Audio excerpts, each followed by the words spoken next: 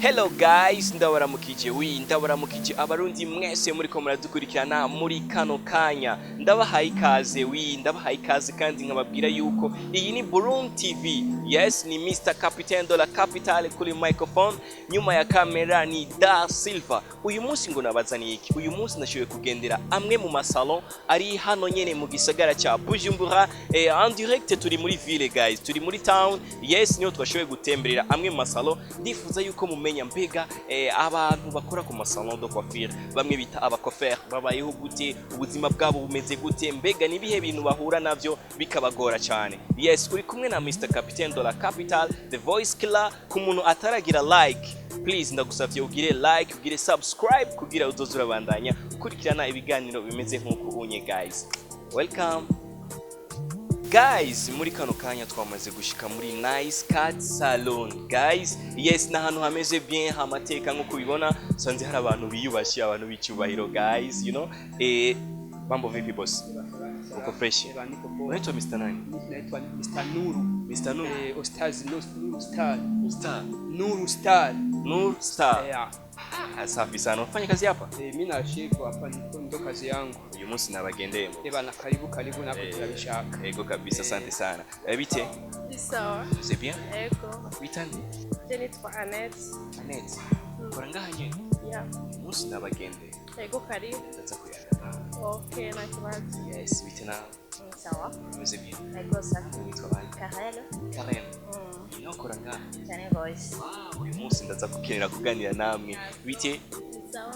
Umeze bien? Ego. Kimoshe? Oya. Ukorera ngaha nawe? Ego. Ukora utuki ngaha? Ndo umukesiere. Oui? Umukesiere. Umukesiere? Inoti. Inoti ni kuki? Oya. Asante sana. Yes. Oh my god guys, wamubonye Stacy the Queen. Oui. It's amazing, ni surprise, ni surprise. Sinenzi ko no musanga hano onye uyu mwigeme Stacy the Queen guys. Yes. Mambo vipi boss? Poa. Uko fresh? Safi. Uko poa? Niko sawa Mr. Capitaine. Yes. Yes. Uyu munsi nabagendeye boss. Karibu. Ya, ndabona ameze bien. Ya, turashushe kabisa. Stacy the Queen. Stacy the Queen, ya mjo kwa fere wake kabisa. Yes. Reka kumbwira. Ego. Kuyagana. Bite Stacy? Yes. Umeze bien. Amakuru yawe? Neza. Ego. Why washimye hano kuza hano kuri salon? Urazi ko uri umwe mu bastar babigeme bakora neza hano onye muri game ya Buja Flavor. Niko rero basanzwe nimesheretse. Urakoze cyane. Yes. Ndabishimiye rwose. Okay. Guys, nkuko nababwiye ni ibintu bidasanzwe hano onye muri iyi salon iri hano nyine mu gisagara cyacu cya Bujumbura. Oui, Stacy the Queen, ndabona barahejeje kukumwa. Kwa tu ya bien. Uri kwitegura n'ibiki ko mbona umwaka uraheze, you know, umwaka uraheze. Kwitegura n'utuki. Byinshi nzobibona. Ama clip video arahari. Byose nzobibona. Ego, nta kintu kirangiza umwaka none. Kirashobora kuba gihereza umwaka, kirangiza umwaka cyangwa gitangiza umwaka. Ego. Ibyo bizoza kirangiza umwaka cyangwa gitangiza umwaka. Abastar mukunda guhura n'ibintu byinshi cyane muri game ya music ya Buja Flavor, you know. Ego, ni kihe kintu ibisanga bitatu wahuye navyo muri 2020 udashobora kwibagira? Ibisanga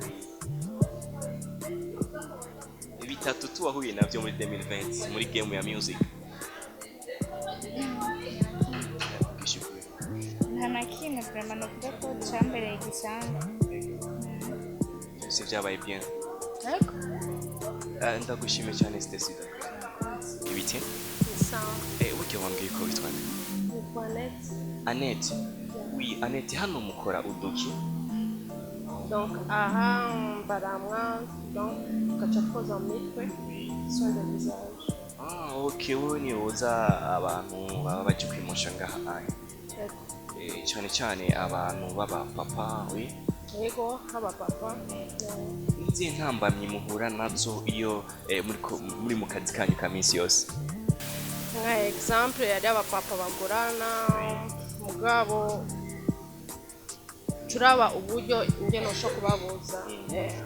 Yes, 2020 ngiyi irarenze sivyo tugiye muri 2021 ndifuza kumbwira nibihe bisanga bitatu byakuba wahuye navyo mu kazi kiwawe muri 2020 udashobora kwibagira ahanga ikintu sinzopfa nibagiye donc guturira umuntu n'amazi ashushe aca kurambira yarabaye yari umupapa uye yego yari umupapa byagenze gute ntiriyo flag gatoya byarashitse nyene ndamuza n'amazi ashushe cyane ndamuturira basi ndifuza kumenya iyindi talent uba ufise nk'amatala wewe ufise dukuyemwo ibintu by'ahantu muri salon jewe talayo wanje donc ndasaba imana ndibaza yuko imyaka yanje yose sinzokora muri salon oya donc naje imana ishobora kumfasha nkakora ivyanje kandi si vuba nko muri 2021 nashobora gutanga ivyanje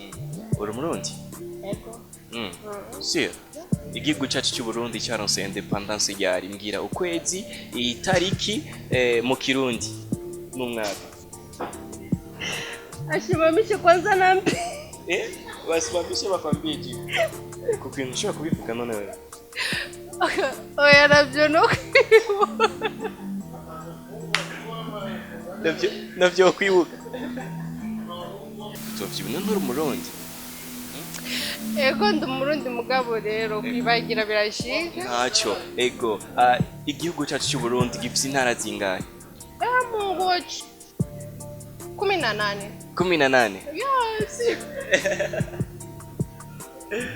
mbwira abatipe batatu baririmba mu Burundi kwema wikundira tu uri kurababona bariko bararirimba wikundira tu batatu gusa abatipe gusa wa mbere ni Kidumu wa kabiri Farias wa gatatu nao Champagne Mr Champagne yeah oh my god Mr Champagne Mr Champagne big up sana umwigeme ngo arakwemera oui ndagushimiye gose ego merci oui ndaryohe kuba ndi kumwe nawe muri kano kanya ego nanjye ndaryohe kuba watugende kandi uraberewe sana yeah merci kuva hasi gushika hejuru you look so good uraberewe cyane baby sawa merci ego murubatse je oya ntabwo wubatse oya ego ni izihe ngeso udakunda ko baje ingeso ya mbere kumfuhira icya kabiri oui ukunda abakobwa cyane icya gatatu naco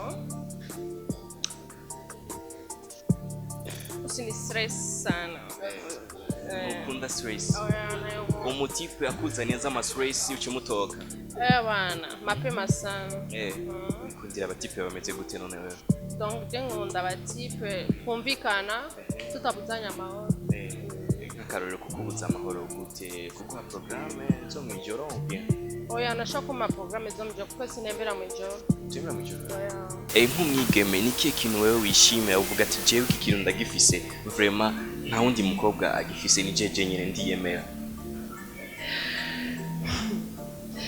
ko wambwiye ko tubatse jewe icyo niyemera ku kazi kanje kandi ndagashimira Imana si benshi bakaronka rero benshi bicaye muhira mugabo je nishimiza akazi kanje nkora ndifuza kugira icyo hanuye abigeme bari muhira batariko barakora akazi bizeye gusa abahungu yuko bobazanira icyo novuga coco abakobwa kubera ari abakobwa benshi badakunda akazi mugabo si byiza uri umukobwa kwicara muhira umukobwa no gukora akazi icyo nubahanura kubera ari abagaya akazi donc mwaje umuntu yosha kunyumva akavuga ati ujya mu kajya akazi ushaka kugakoramo oya kubera benshi baragakoramo icyo nubahanura icyo yes abantu yuko batogaya akazi uri umujene uri umwigeme kora akazi ntibiriguri urarindira ngo abatipe baguma bakuzaniye kira kintu no byose ntibabishoboye sivyo hari ibindi bintu umwigeme akwiye kwigurira wenyene ego umukobwa no kwihagararako akikorera ibyiwe cyangwa akifasha kubera ari umuhungu adakunda umusirese nk'uko umuhungu acavuga ati je singiye kuba umubyeyi wawe ariko wikoreye umuntu ushobora niyo kwifatira nk'uko ushobora kugufata we utakora mugabo nyamba ukora aho nashaka kujyana buroko. Yes, wambwiye ko tubatse ni ikihe kintu udashobora gusaba umuhungu? Jewe ikintu nashaka gusaba umuhungu bishyize nawe ukakimusaba wumva isoni ari nyinshi. Gusaba umuhungu ikintu yego bishitse nkabura amafaranga mugabo kuko Jesse ndakora mugasho gusaba umuhungu amafaranga kubera ndakora. Umuntu ushobora kumusaba amahera? Oya. Ndiyemera wewe? Ego sikuvuga ngo ndiyemera cyane. Oya. Wakanotura gafise? Ego ndashima Mike ndayaronka ndashima. Asante sana. Merci beaucoup cyane. Guys, turacyari hano nyene muri salon. Oui, turacyabana yatuyaga n'abakorera hano muri salon. Oui. Ndababwiye ati mugire subscribe kuri channel yacu ya Burundi TV. Babwire bagire subscribe. Bagire subscribe. Bagire subscribe.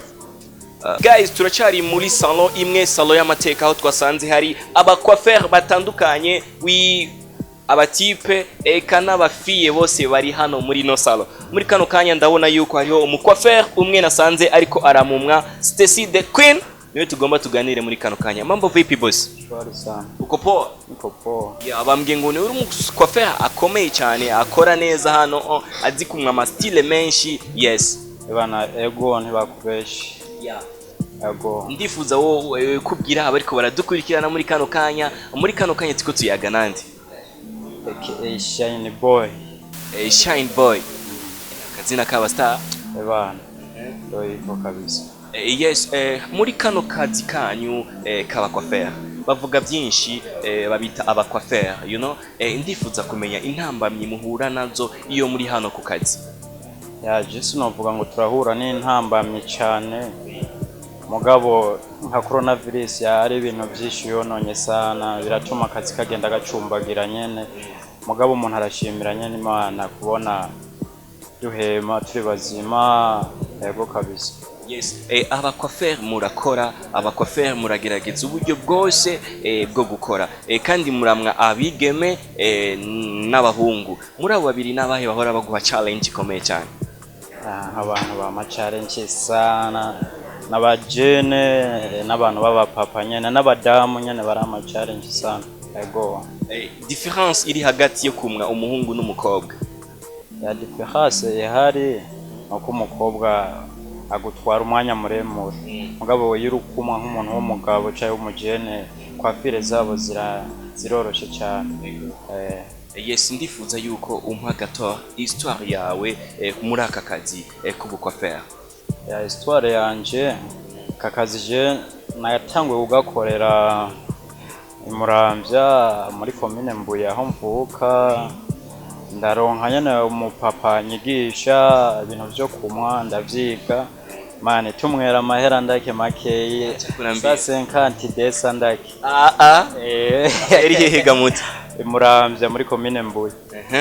Ariko ubunya nyene ya naramanutse mvuye Muramvya ndashika mu muji ndakorera mu makarite hari anya tumwera 5 igihumbi. Ariko ubunya ngeze ahantu tumwera mani 3000 5000. N'abadamu bakeneye ko tubakora ikwape z'amateka ashobora kuriha 15000 nyene akagenda yatagase tentire super black produit tukabakora bye sana kabisa. Ego. Yes, nabonye umwigeme hano yambwiye yuko akorera isuku iyo muhejeje kumwa abapapa araboza mu mitwe. Mbega aba mama nabo iyo muhejeje kubakorera isuku bigenda gute? Aba mama bana nabonye umuntu arashobora kubacishirizamo shampoo akaboza n'ibindi nyene bakagenda basa neza ku buryo nyene usanga hashitse hose haba bamubaza ati wimosheje nimosheje muri nice cut salon hajya mu gisagara ca Bujumbura mbere ya CCF. Ku muntu atazi ubuzima abacoiffeur babayemwo bo musigurira gute abacoiffeur? Sha ubuzima abacoiffeur bamwe bagenda babamwo usanga ari ubuzima hari gihe abakorera ahantu ugasanga ubuzima ntibumworohereza cyane.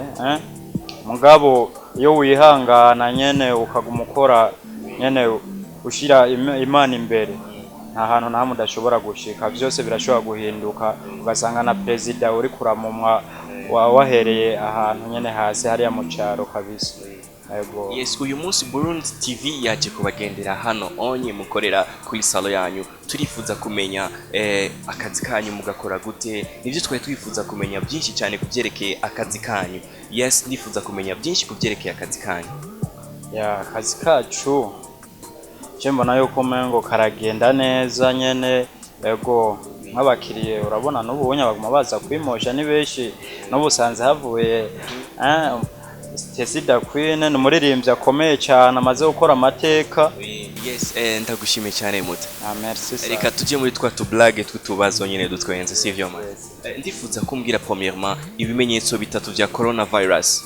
Ibimenyetso bitatu vya coronavirus. Ebana n'ubushuhe no gukorora cyane. Ikindi ndakibagiye gato. Yakindi urakibagiye. Okay, nta kibazo. Ni zihe ngeso udashobora kuhereka naho wogira mariage? Cyaje sanzwe atangeso mbi nkunda kujamo cyane. Naho zitoba ari mbi. Ngeso fisingira ngo niyo gukunda abantu abajene abadada arakina pana abadada beshi. Ugize mariage ntushobora kureka kwihangana gukunda abadada. Oya urabakunda nyene ibintu nyene bibaye abayapana byatari sana kubera iyo maze kugira mariage urumva uburi kindi kintu sana nyene gikomeye. Aha mu gihugu cyacu Burundi turafise ama banki menshi atandukanye sivyo? Banki yitwa BCB urayizi? Ndayizi. Berbe? Ndayizi. Yandifuza kumbwira BCB mu majambo yose. Man, ico kibazo je numva umengo sinocishura umengo kiragoye cyane kweti. Ni indome zitatu boss. Indome zitatu. Bena senade. Yego. Ya.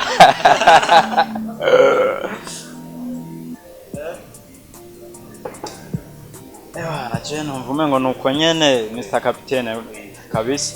BCB nta birefu ntacyo bizi ko cyose. Man, ntaco ndabizi ko cyane kubera umengo nta niyo nja kubitsamwe ubutunzi kubera umengo ubutunzi ni buraba bwinshi cyane kabisa. Yego.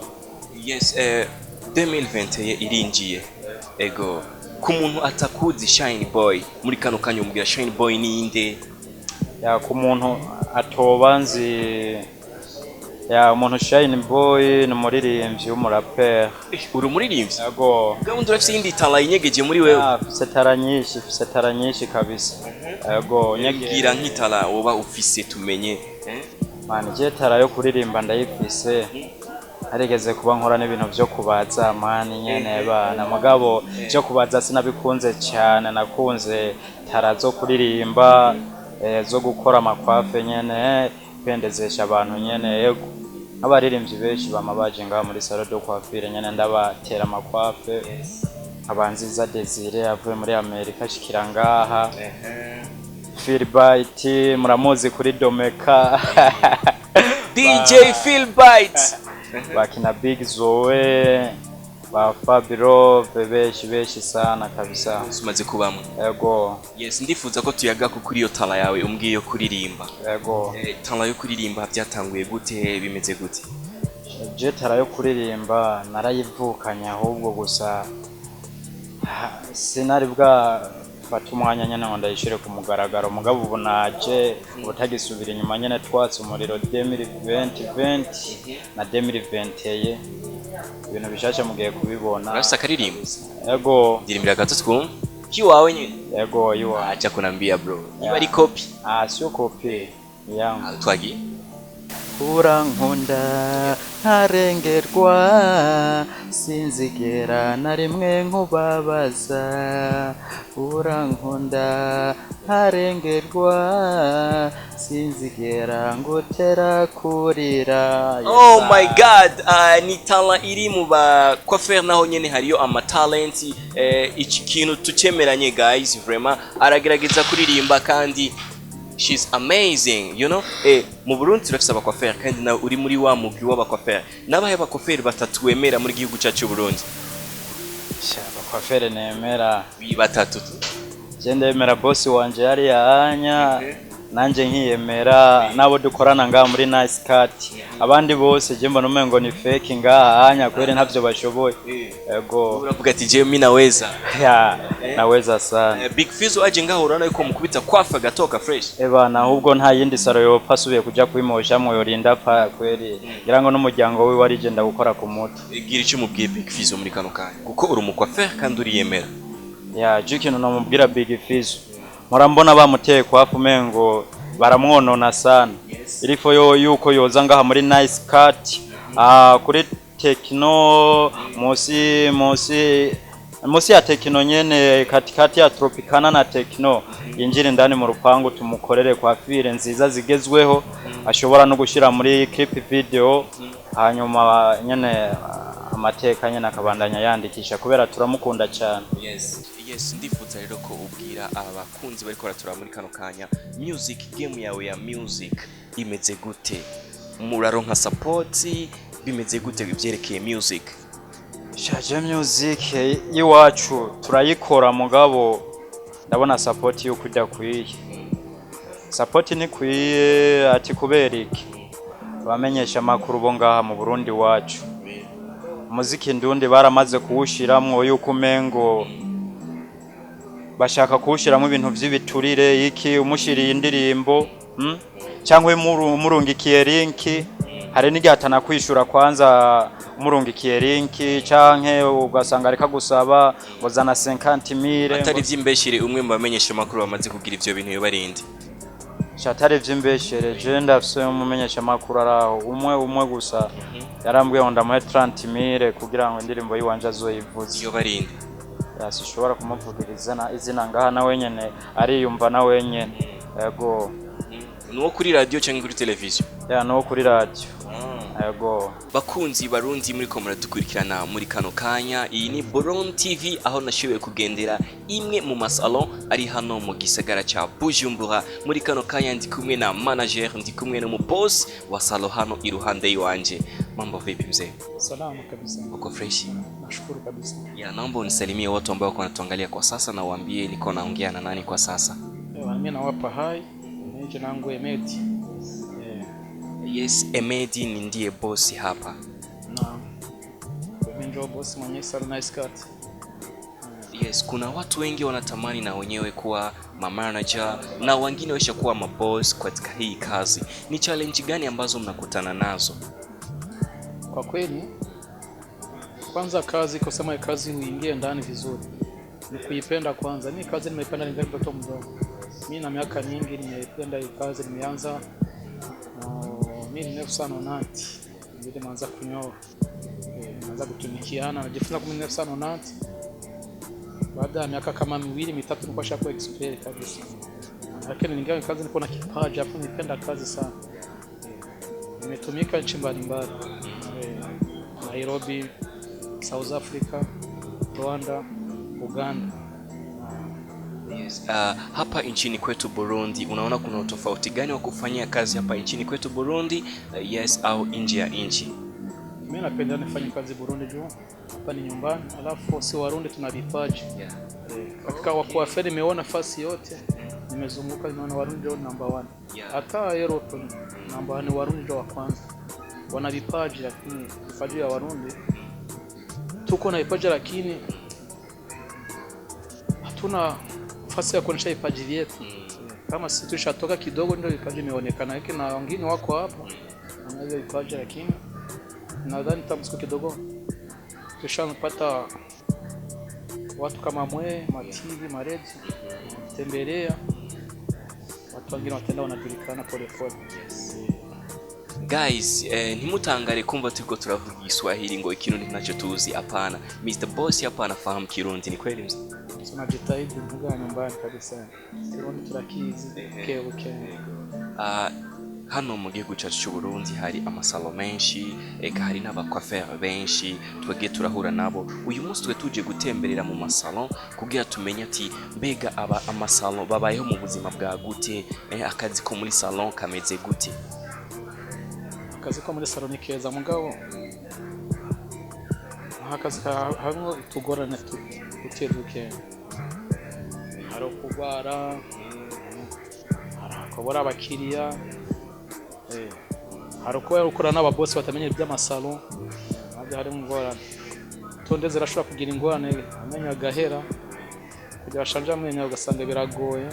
Mugabo natwe twiza akazi twakinjiyemo tarabakuafe je ntibigorana. Umukuafe gize pane kuri tonde zicanda bitahura. Ndifuza yuko wogira icyo mpanuriye abajene bari mu gihugu cyacu cy'u Burundi, abajene bicaye batariko barakora, gira icyo babwiye nkawe wahereye kuva kera akazi ukamenyereye. Maje cuna bari abajene mu Burundi bakora amaboko mu mpuzu, bava mu by'amarigara, bige akazi, bige imyuga. Umwuga wo kumwa n'umwuga mwiza sana, umwuga wo kumwa ahantu hose ugiye ku isi hose uri umu expert jana ahantu hose wanjana hose. Ujanye muri China na mujanye muri Amerika na makandi je ndiyemera ko narabyize. Ndanose nakazi keza karavuna rakubege wiga akazi karakuvuna ramwe ngorane nyinshi mu kazi. Karavango n'urya katamugoye mugabo umuntu arigora je nariza akazi ndakabana ndakora nkakora rimwe nakora ni bampembe mugabo ndiko ndaraba amatara y'abandi je naniga nkopera maze kujya ku niveau hejuru by'akazi karantunze.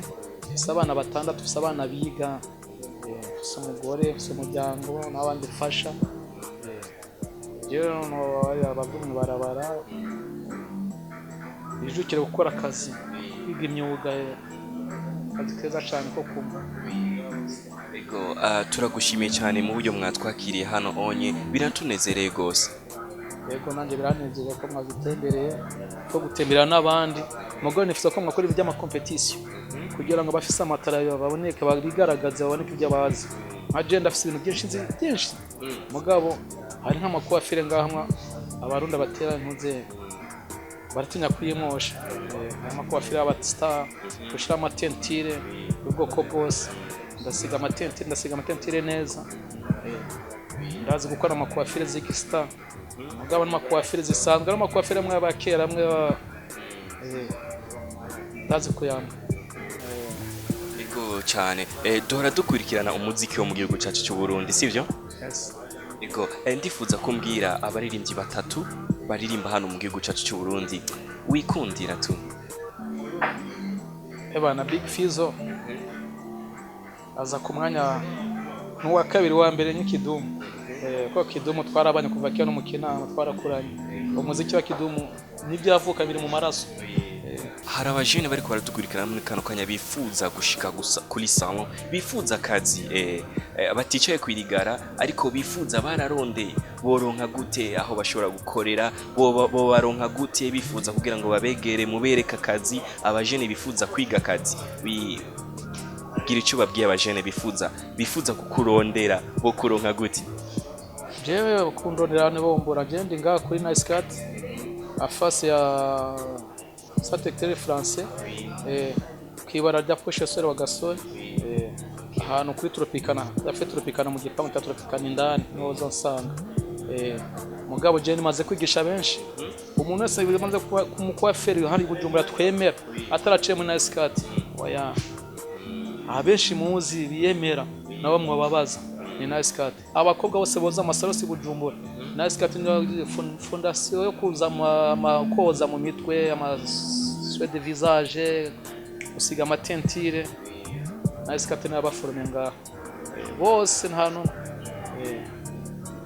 Kweli kabisa guys, nkuko mujije kubyumva eka arashoboye kubwira ati abajene muri kumarigara ni mu murondere, yaraforomye benshi arashobora kubaha akazi kandi akabigisha, eka atubwiye amateka menshi yo kuri ino salo. Guys ndabashimiye cyane abantu mwese mwari ko muradukurikirana muri kano kanya. Yari Mr Capitaine de la Capital, the voice killer kuri Burundi TV. Asante sana guys, ndabakunda cyane.